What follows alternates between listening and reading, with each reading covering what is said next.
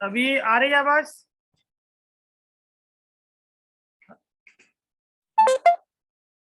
उसको बंद कर लेता हूँ मैं। हेलो। जी अभी जी आ रही है। बंते जी, आवाज आ रही है। अच्छा, आ रही है आवाज।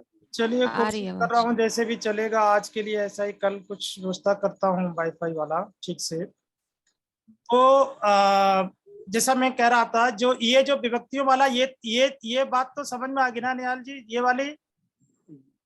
जी जी बनते जी। ये विभक्तियों को कैसे हम इसी तरह से किसी भी जितने भी अकारांत पुल्लिंग शब्द हैं, उन सारे अकारांत अकारांत पुल्लिंग शब्द की विभक्तियां ऐसे ही बनेंगी। जैसे मैंने कल कहा था, नर है, मनुष्य है, पुरुष है, मनुज है, सुर है, नाग है, उरग है, यक है, देव है, सी है, गंधर्व है, सोन है। बहुत सारे शब्द ऐसे हैं। दास है, भूपाल है, नरपत है, पमाद है, धम्म है, गाम है। ये बहुत सारे ऐसे शब्द हैं जिन सब की जितने भी पुल्लिंग शब्द हैं। अब पुल्लिंग शब्द को पहचाने के कैसे, ये मैंने परसों की क्लास में बताया था। यदि किसी को डाउट है तो वो पूछ सकता है।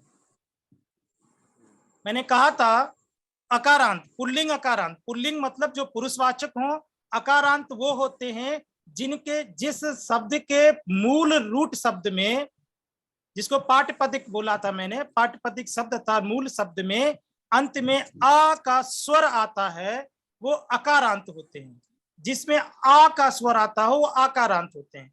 तो ये जो फॉर्मूला है, ये जो नियम है, ये पुल्लिंग शब्द के अकारांत शब्द के लिए है। क्योंकि अभी हम पुल्लिंग शब्द के अकारांत शब्द से ही पे ही हैं, इसको उस तरह से प्रारंभ किए हैं, तो ये उसमें आएगा। उसी तरह से आपने ये सूत्र स्त्रीलिंग के लिए भी लिखा था और नपुंसकलिंग के लिए भी लिखा था, तो इसको ठीक से समझ लेना। कोई भी डाउट हो तो आप हमसे पूछ सकते हैं। ये उसका मैंने रीजन बताया था, क्योंकि कुछ विभक्तियों में अलग से शब्द क्यों जोड़े गए, वो संधि विच्छेद के नियमों के आधार पर ऐसा है। उसके बाद नेक्स्ट जो जरूरत पड़ेगी वो है हर विभक्ति का अपना एक कारक होता है। और ये जो कारक है, यह एक विभक्ति का होता है, पठमा का जैसे कर्ता होता है, और उसका जो चिन्ह होता है या चिन्ह कह सकते हैं हम, वह ने है। और द्वितीय विभक्ति का कर्म, इसका को होता है। तृतीया विभक्ति का करण है।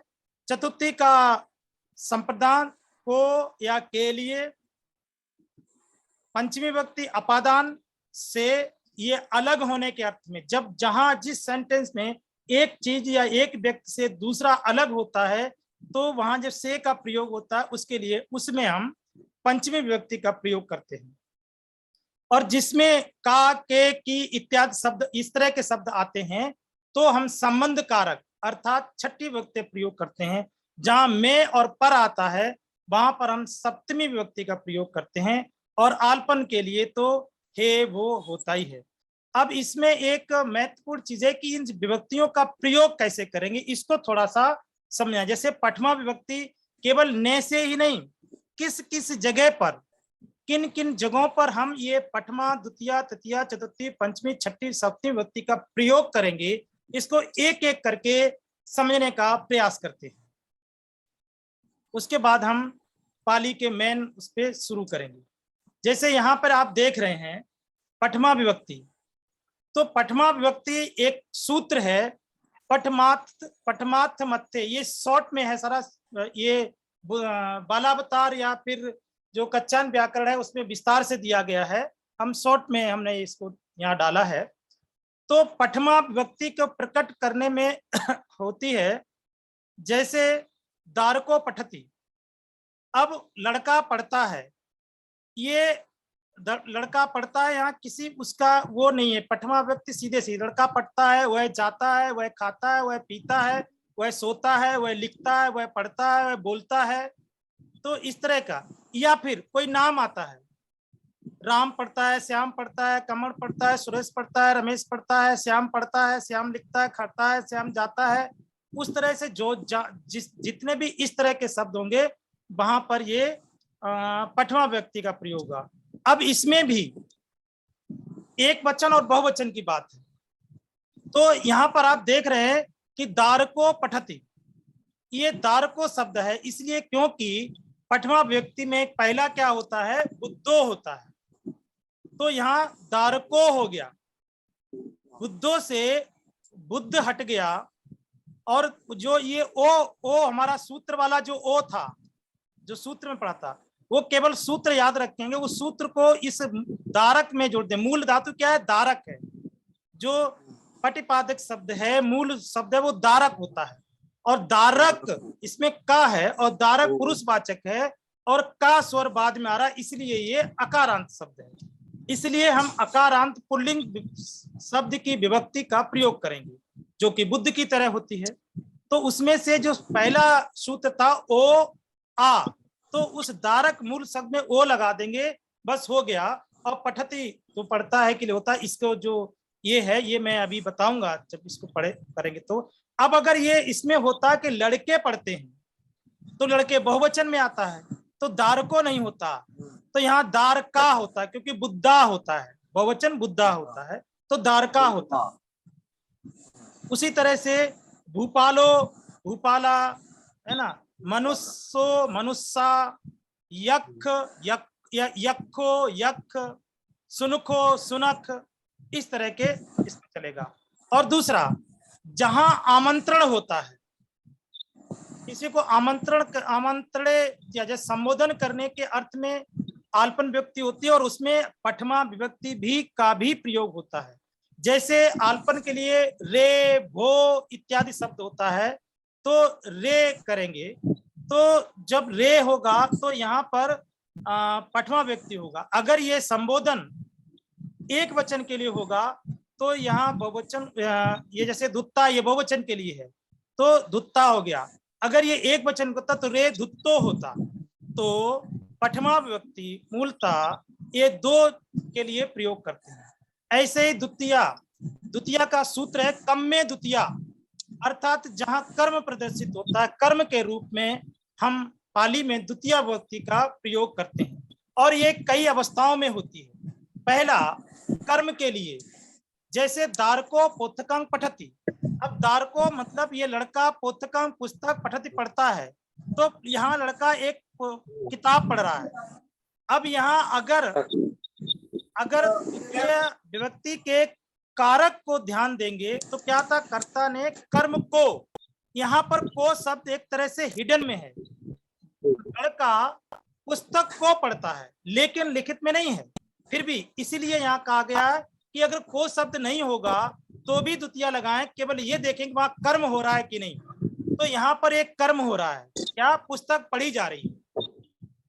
भले ही यहाँ पर ये जो द्वितीया का कारक का जो चिन्ह है को, वो यहाँ नहीं है, फिर भी हम द्वितीया विभक्ति हमने यहाँ लगाया, दारको पुस्तकं पठति। इसी तरह दूसरा उदाहरण, सूदो ओदनं पचति। पचति मतलब पकाना, ओदन मतलब भात। तो सूदो ओदनं पचति, है ना। तो जो रसोईया है वो भोजन पका रहा है। इस तरह का हम सूदो मतलब हम यूज करें, मतलब जहाँ कर्म का बोध होता है जिस सेंटेंस में, वहां भी हम द्वितीया लगाते हैं। और दूसरा कहाँ लगाएंगे, जहां समय का बोध होता हो, समय का, सुबह, दोपहर, अपराह्न, शाम को, दिन में, रात में, जहां भी इस तरह के समय बोधक हो रहा हो। जैसे ब्राह्मणों मशं पठति, मश मतलब महीना, पठत मतलब पढ़ता है, ब्राह्मण महीना भर पढ़ता है। अब यहाँ पर को नहीं आ रहा है, लेकिन क्या आ रहा है, समय का बोध हो रहा है, महीना आया है। महीना एक समय निश्चित है कि एक महीने तक वह ये काम कर रहा है, क्या कर रहा है, पढ़ रहा है। तो यहाँ कर्म कार्य समय का बोध हो रहा है। तो भले ही कारक शब्द को जो होता है द्वितीया का, वो प्रदर्शित न हो रहा हो, वो वहां ना हो, फिर भी यदि समय का बोध हो रहा हो, उस सेंटेंस में, उस वाक्य में समय दिख रहा हो, तो हम बिना झिझक के द्वितीय विभक्ति का प्रयोग करते हैं। जैसे एक और उदाहरण यहाँ दिया है, दिवसं गेहो सुइयो तिष्ठति, मतलब दिन भर घर सूना रहता है। सुइयो मतलब सूना, तिष्ठति मतलब वैसे बैठना होता है। तो चूंकि पाली में शब्दकोश बहुत कम है, इसलिए एक शब्द कई अर्थों में प्रयोग किया जाता है। तो यहाँ रहने के लिए है, रहता है। तो दिवसो गेहो, गेहो अब घर बैठेगा तो है नहीं, घर तो रहेगा ही, तो इसलिए तिष्ठति शब्द को हम उसमें रहने के शब्द। तो क्या है, दिन भर घर सूना रहता है, तो यहाँ एक पूरे दिन का अन्य समय का बोध हो रहा है, इसलिए यहाँ द्वितीय विभक्ति का गेहो देख रहे हैं आप, इस घर में द्वितीय विभक्ति है। गेहो शब्द में यहाँ द्वितीय विभक्ति का प्रयोग किया, और इससे पहले क्या है, ये समय का बोध हो रहा है। ये जो मेरा कर्सर चल रहा है, ये आपके उसमें स्क्रीन पे आ रहा है ना? जी जी जी बिल्कुल। तो यहाँ जो आप कर्सर देख रहे हैं, दिवस शब्द, यहाँ इसके बाद में कौन सा शब्द आया, घर आया। तो यहाँ चुपचाप से घर में द्वितीय विभक्ति लगा देंगे। जहां पर यहाँ भी आप देख रहे हैं ना, मसंग शब्द के पहले ब्राह्मण शब्द आया, तो इसमें द्वितीय विभक्ति लगा दी। यहाँ पर क्या था कि कर्म क्या हो रहा था, ये पुस्तक पढ़ी जा रही थी, तो पुस्तक शब्द से पहले हमने उस धारक में जो है कर्म मैंने वो लगा दिया द्वितीय विभक्ति। एक और उदाहरण इसमें दिया है, मासंग गुलधाना। पंते जी ये द्वितीय विभक्ति लगे या प्रथमा विभक्ति है ये? नहीं, वो तो बस द्वितीय विभक्ति में नहीं, तो आप ये देखिए ना, दिवसंग ये नहीं, ये दिवसंग में द्वितीय विभक्ति है ना। हाँ दिवसंग में दिवसंग में द्वितीय विभक्ति मैंने कर्सर तो दिवसंग मैंने कहा ना कि जहाँ ये घर से पहले जो शब्द है उसमें द्वितीय विभक्ति लगी। दिवसंग, बुद्धो, बुद्धा, बुद्धंग, द्वितीय बुद्धंग होता है ना। हाँ यहाँ जहाँ मासंग, जहाँ महीना आता है, जहाँ समय बोध होता है, तो समय में द्वितीय विभक्ति लगा देते हैं। ब्राह्मण में इसलिए क्योंकि एक ब्राह्मण है, तो यहाँ तो ब्राह्मणों होगा ही होगा, इसमें कुछ कर नहीं सकते हैं। अगर ये बहुत सारे यहाँ होता है कि ब्राह्मण महीने भर पढ़ते हैं, तो यहाँ ब्राह्मणा हो जाता, ब्राह्मणा हो जाता, ब्राह्मण। हाँ ब्राह्मणा। और जो समय है, जो समय जो शब्द समय का बोध करा रहा है, उसमें द्वितीय विभक्ति लगा देंगे। समय में द्वितीय विभक्ति, हाँ, समय का जो बोध करा रहा है। तो मसंग यहाँ पर दिवस करा रहा है, ऐसे ही यहाँ पर मास दिख रहे हैं, मासंग, मास, ठीक मासंग गुलधाना, महीने भर गुड़ धान, गुलधाना मतलब गुड़ धान की मिठाई चलती है, तो उस तरह का।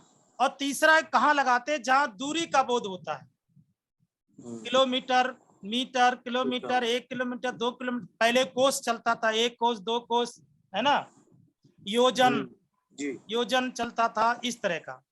तो जैसे वाणिजो कोसंग गच्छति, बनिया कोस भर जाता है। तो अब चूंकि पाली में किलोमीटर वैसे भी अंग्रेजी का शब्द है किलोमीटर, और किलोमीटर लिखेंगे तो अंग्रेजी का शब्द ऐसा ही आएगा, पाली में उसके लिए कोस बोलते हैं। तो वाणिजो कोसंग गच्छति, अब जहां पर कोस शब्द जो है ये दूरी का बोध कर रहा है, जहां दूरी का बोध होता है तो वहां पर द्वितीय विभक्ति लगा देते हैं। अब यहाँ तो प्रथमा विभक्ति का एक वचन इसलिए लगा है क्योंकि वाणिज एक है, एक बनिया की बात हो रही है। यदि यहाँ होता है कि बनिए कोस भर जाते हैं, तो क्या हो जाता निहाल जी, बनिए तो वो बनिया वाणिजा करेक्ट, वाणिजा, फिर कोसंग कोसंग ही रहता, उसमें कोई परिवर्तन नहीं है, क्योंकि वो तो दूरी का बोध हो रहा है। दूरी के बोध में तो सीधे सीधे द्वितीय विभक्ति ही लगाएंगे, तो कोसंग। अब ये जो गच्छत है ये बदल जाता, क्योंकि ये भी बहुवचन हो जाएगा, फिर ये गच्छन्ति हो जाता। ये अभी हम पढ़ाएंगे आगे, तो अभी हम सिर्फ इतना समझें, क्योंकि ये बाद में नहीं बताऊंगा कि कौन सी विभक्ति कहाँ लगी। जरूरत पड़े जिसको नहीं समझ में आएगा उसको तो बताएंगे, वैसे ये नॉर्मली नहीं चलेगा। तो यहाँ पर हम जो है इसको 10 मिनट में ये खत्म भी हो जाएगा टाइम।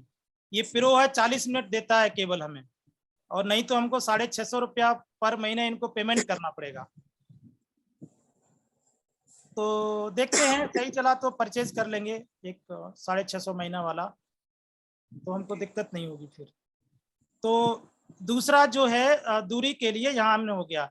तीसरा तीसरा क्या नियम है, जहां जिस शब्द में धी शब्द आता हो, जैसे धिक्कार शब्द होता है ना हमारे यहाँ, एक हिंदी में धिक्कार, इसको तो धिक्कार है, इसके जीवन को धिक्कार है, ऐसा हम बात करते हैं। तो इसके जीवन को धिक्कार है। धी तस्य जीवनंग, यहाँ उदाहरण नहीं दिया, ये ऐसे मेरे मन में आ गया तो मैं बता रहा हूं।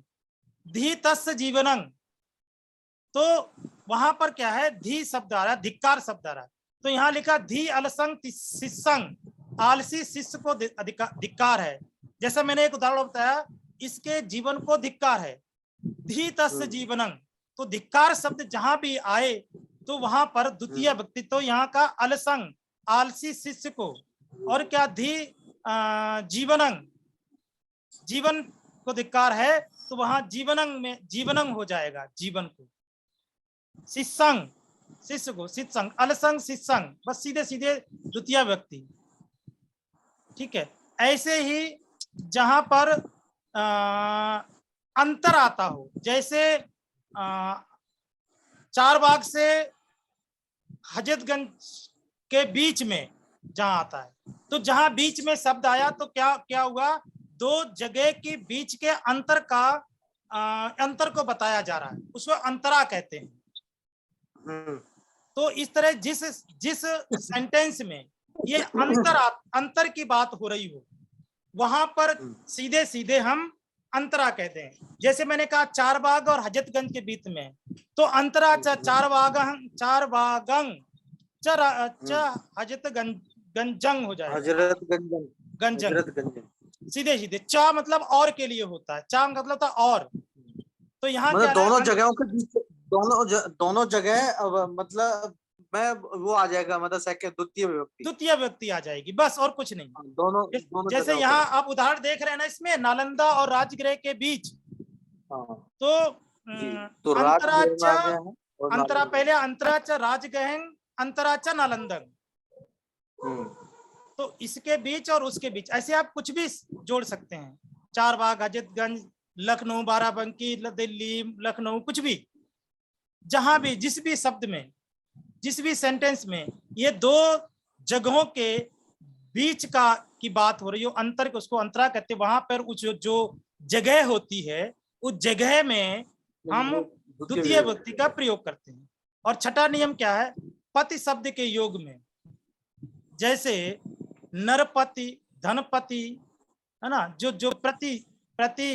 सॉरी वो नहीं है, लोका प्रसन्ना बुद्धंग पति, लोक के प्रति, पति शब्द पति से नहीं है, प्रति से है, प्रति, किसके प्रति, बुद्ध के प्रति, अर्हत के प्रति, संघ के प्रति, धम्म के प्रति, है ना, जिसके भी प्रति की बात आ रही, इसके प्रति, तो उसको पाली में प्रति को चूर प्र नहीं होता, इसलिए उसको पति बोलते हैं। तो लोका प्रसन्ना बुद्धंग पति, लोका लोक में, प्रसन्ना प्रसन्न होते हैं, बुद्धंग मतलब बुद्ध के प्रति, पति मतलब प्रति, तो लोक लोग, तो लोका है, लोका मतलब लोग, वैसे ये मनुष्य होना चाहिए। लोक मतलब संसार भी होता है, पाली में लोक को संसार भी कहते हैं। तो लोका प्रसन्ना बुद्धंग पति, लोग बुद्ध के प्रति श्रद्धावान होते हैं, है ना, तो यहाँ प्रति शब्द आया, तो यहाँ। और सातवां है बिना शब्द के योग में, न सिज्जति धम्मो बिरियंग बिना, मतलब इसके बिना ये संभव नहीं है, या इसके बिना ये सफल नहीं है, इसके बिना ये नहीं हो सकता है। बहुत सारे शब्दों में बिना शब्द आता है ना, इसके बिना ये नहीं चल सकता, इसके बिना मैं नहीं जा सकता हूँ, इसके बिना मैं नहीं पढ़ सकता हूँ, पुस्तक के बिना मैं नहीं पढ़ सकता हूँ, गाड़ी के बिना मैं नहीं जा सकता हूँ ना। तो वो यहाँ पर न शब्द आता है। ना वाहनंग अहंग गच्छति, अहंग गच्छामि, तो वाहन के बिना मैं नहीं जा सकता। तो यहाँ वाहनंग शब्द आया ना, तो यहाँ जैसे बिरिय शब्द आया ना, तो वाहनंग, न वाहनंग अहंग गच्छामि, वाहन के बिना मैं नहीं जा सकता। तो वाहनंग आया, तो वाहनंग, वाहन शब्द होता है, वाहन में द्वितीय व्यक्ति तो वाहनंग हो जाएगा।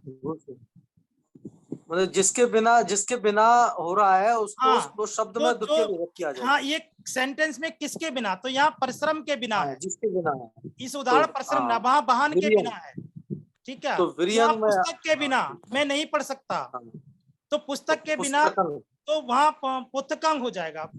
वो सेंटेंस में पुस्तक के बिना नहीं हो रहा है, तो वो पुस्तक जो शब्द है उसमें द्वितीय विभक्ति लगेगी। तो ये द्वितीय का प्रयोग ऐसे 7 जगह पे होता है, ठीक है। समझ में आ गया? कोई कंफ्यूजन तो बताइए।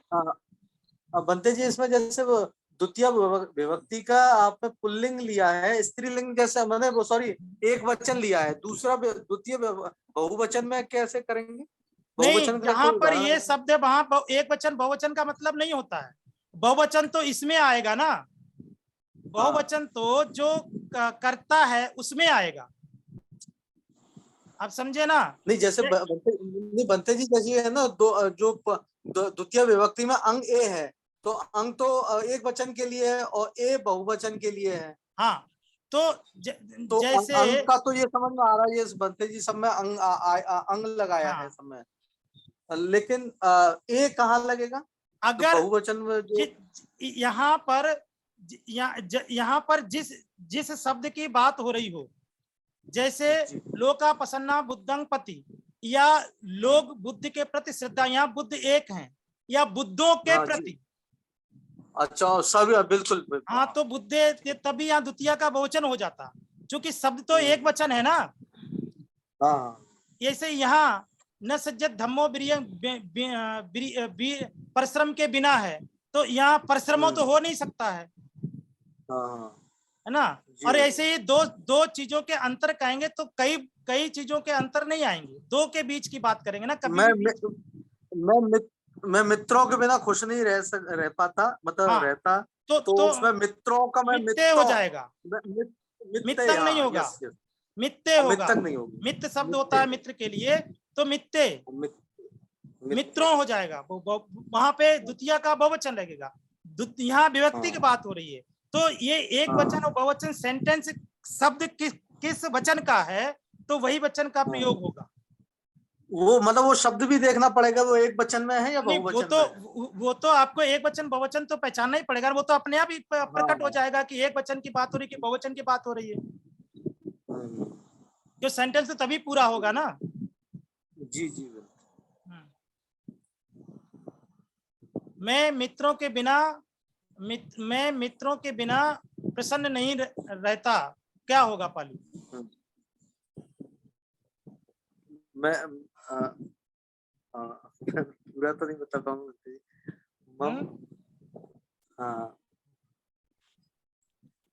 मैं की होती है आहंग, मित्र की होती है मित्ते, प्रसन्न की होती है प्रसन्न। अच्छा, आहंग मित्ते, न आहंग न मित्ते आहंग प्रशंसामि कह सकते हैं, या प्रसन्नं भवामि कह सकते हैं, दोनों में से कुछ भी कर सकते हैं। तो इस तरह ये समझ में आ गई ना बात निहाल जी? जी जी। द्वितीय व्यक्ति क्लियर हो गया। अब ये कभी भी बंद हो सकता है, 2-3 मिनट ही बचे होंगे मुझे लगता है, 40 मिनट में आज ऐसे डिस्टर्ब हो गया। तो मुझे लगता है हम लोगों को 650 रुपया महीना खर्च करने में सार्थक होंगे क्या, अगर इसको परचेज कर लें तो? हाँ, बनते ही सभी कंट्रीब्यूट करके कर लेंगे। कोई 650, कोई बहुत ज्यादा नहीं कर सकते। बनते कई बार ऐसा होता है कि जैसे मान लिया ये कट जाता है, तो फिर आप दोबारा एक लिंक फटाक से भेज सकते हैं और पब्लिक उसको लिंक को वापस ज्वाइन कर लेती है। फिर से लिंक भेजना पड़ेगा, फिर से कनेक्ट करना पड़ेगा, कंटिन्यू नहीं रह सकते। हाँ, लेकिन उसमें कोई ज्यादा तो वैसे भी 650 कोई बहुत, अगर हमको काम करना है 650 कोई बहुत महीना बहुत ज्यादा मुश्किल काम नहीं। हाँ, वो एक ऑप्शन है, पर नॉर्मली जनते जैसे क्लासेस में भी ऐसा होता है कि वो भी कोई बहुत डिस्टर्बिंग नहीं है, 2-3 मिनट के अंतर में सब कुछ हो जाता है और फिर से आप 40 मिनट्स को यूज कर सकते हैं। खर्च किया जा सकता है, जैसे वो भी कोई बड़ा इशू नहीं। चलिए उसके उस पे हम